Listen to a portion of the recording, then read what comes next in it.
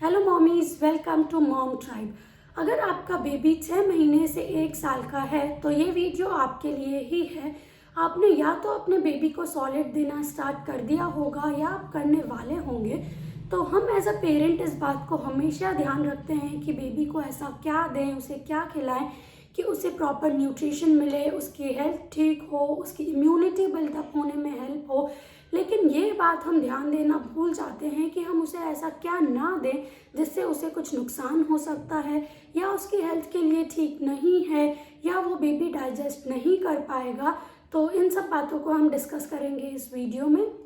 तो जो मेन 3 चीज़ों के बारे में आज हम बात करने वाले हैं वो है नमक, चीनी और शहद यानी कि हनी।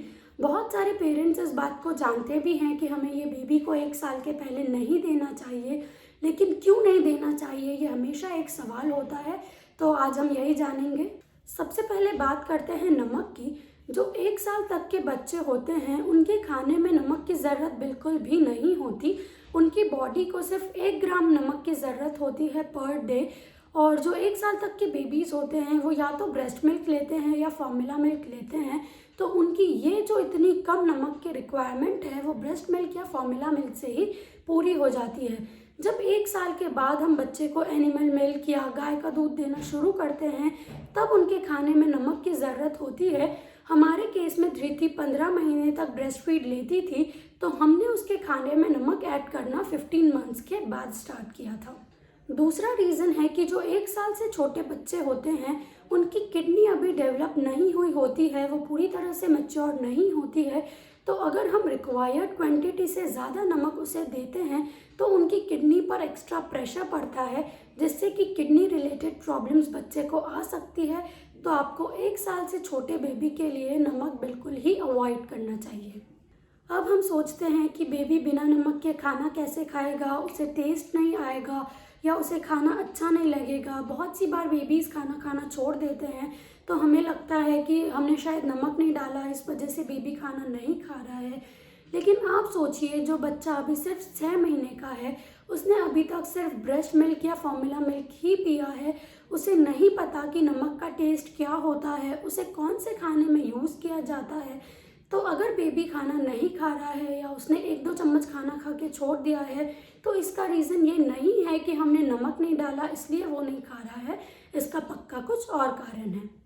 नेक्स्ट चीज़ है चीनी। हम जानते हैं कि कोई भी ऐसी चीज़ बेबी को देना हार्मफुल हो सकता है जो कि केमिकली ट्रीटेड हो, और वाइट शुगर या रिफाइंड शुगर एक बहुत ही लंबी केमिकल प्रोसेस के बाद मैन्युफैक्चर होती है, तो ये बेबी को देना नुकसानदायक है ही।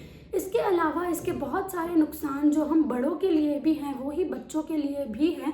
आजकल देखा गया है कि बच्चों में भी डायबिटीज़ के केस बहुत सारे बढ़ते जा रहे हैं।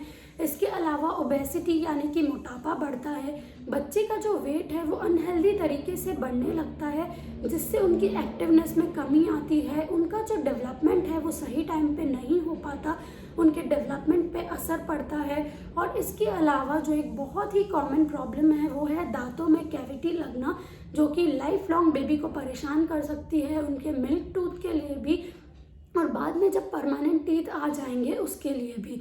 इसीलिए हमें 1 साल से छोटे बच्चे को शुगर देना बिल्कुल ही अवॉइड करना चाहिए। और जो बच्चे की शुगर रिक्वायरमेंट है वो जो खाने में नेचुरल शुगर प्रेजेंट होती है उससे ही पूरी हो जाती है, जैसे कि फ्रूट्स, वेजिटेबल्स, ब्रेस्ट मिल्क या फॉर्मूला मिल्क। इसीलिए आपको उनके खाने में ऊपर से एक्स्ट्रा शुगर डालकर देने की बिल्कुल भी ज़रूरत नहीं है। अगर आपको टेस्ट ही बढ़ाना है तो आप दूसरी चीज़ों का यूज़ कर सकते हैं, जैसे कि गुड़ यानी jaggery, date syrup, dry dates powder या रेजिन्स। लेकिन आप 1 साल से छोटे बच्चे के खाने में चीनी बिल्कुल ही टोटली अवॉइड करें।